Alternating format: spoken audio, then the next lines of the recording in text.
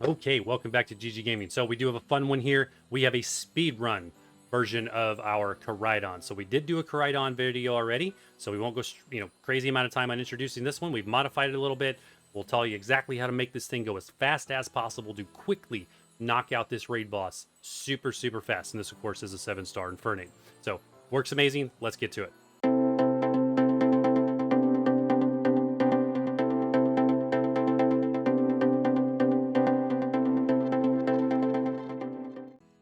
All right, so for KORAIDON, same exact thing we did in the other video. Going to run the Fighting Tera type with the Expert Belt or Black Belt, either one. It's going to do the 20% boost to your super effect moves. All right, move pool, we've changed one move. Instead of Bulk Up, we swapped it to Sword Dance because we realized we really didn't need the defensive boost anyway because of the Breaking Swipe and the Intimidate NPCs. So same deal there.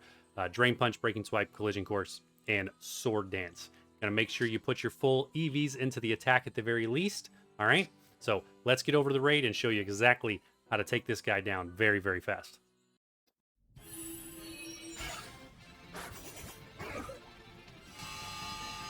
All right, so we're in, and here's the deal. I'm going to go through this quickly because we want to be max efficient and get through it as fast as possible. So we're going to start with Breaking Swipe. One Breaking Swipe right out of the gate, knock down his attack, which will dissuade him from wanting to hit you with Flare Blitz.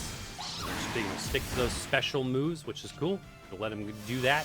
So we're going to go ahead and do a second attack here. And we're going to do one Drain Punch. Except we're not going to hit INFERNAPE. You can. The problem is if you hit if you hit him too hard, you may end up inadvertently pushing the shield. So we'll hit Tauros. You can attack your own team. Learned that this week. All the time I've played this, all the raids. Did not realize you can attack your own team. So that works because it helps build your Tera energy. Plus, it keeps his HP bar a little bit higher. Now, he's going to steal our Tera Orb charge here, and then reset our stats. That was key. So reset the stats and then immediately into the sword dances. We want to make sure he stays his HP high enough that we can get these sword dances off without him putting his shield up. So he puts that shield up, he starts doing a little bit more damage, making this harder to deal. And we just got critical hit there. Didn't do a ton of damage, so I think we'll be okay. Still a little bit annoying in the critical hits. So there's 2 sword dances. So we do want to get all 3 sword dances up to make this actually, work really well. So we're going to go straight into the third one. Should be okay, as long as we don't get that critical hit. So really the key to making this work is don't push the shield. That's why we Drain Punch Tauros, okay? So we do still need to do 2 more hits before we can get our Tera energy up. But that's fine. We've got our 3 sword dances. Now we can begin attacking him. With our max attack, which I'll show you very quickly. As soon as it lets me, that is. I'm going to go through all of his stuff here. Just wasting all this time.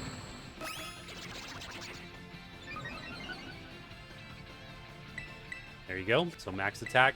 We'll go straight into Drain Punch on him. Going to do plenty of damage to go ahead and keep us healed while we're finishing the last step of getting our Tera built up. So see, that healed us for like 200 HP. Aura Sphere is going to do more damage. This is the only spot in the fight that's a little bit dicey, because you are just healthy enough that if he critical hits you, he's likely going to knock you out, okay? So you do have to kind of survive a couple hits here on RNG.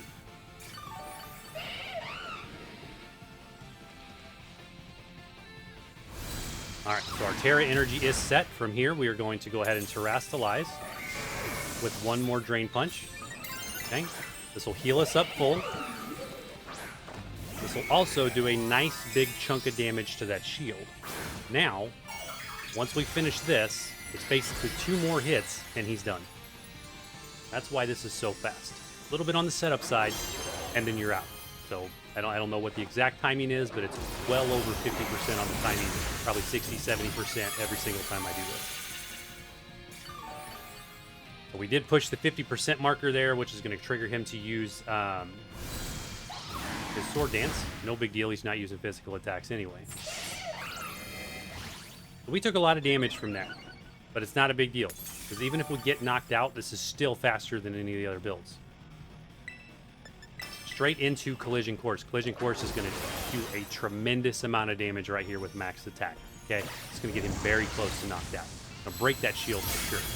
Yep, give a little bit of a shield resist. I've even seen it do more damage than that. And if you critical hit, you're going to take him out right there completely. So right into a grass knot, and the critical hit on the grass knot. Not a big deal. Take a look at where the time's at. The time is well above 50%. We are going to take a time hit here. Again, it's not a big deal. This is about being fast. Who cares about what that time bar says when it gets knocked down? You get knocked out right here. Most of the time you don't, by the way. That's just because he critical hit me. You're going to come straight back in. KORAIDON's going to put up the sun, which is going to boost his attack because of his ability. And you're going straight into collision course here. And this is going to finish him. All right? You don't even need the sword dances once that shield is down. There it is. Boom. Like I said, 2 hits. There you have it. A little unfortunate with the critical hit to knock off the time bar, but otherwise you get the idea and how fast you can do this. So do that. Have some fun. Farm this guy. This is a really good weekend. Make sure to connect your game to the internet this weekend when he comes back, because you will have blissies also in the raids, which are great for farming as well. So hey, let me know what you think. Let me know what you would change. And as always, we'll see you in the next one.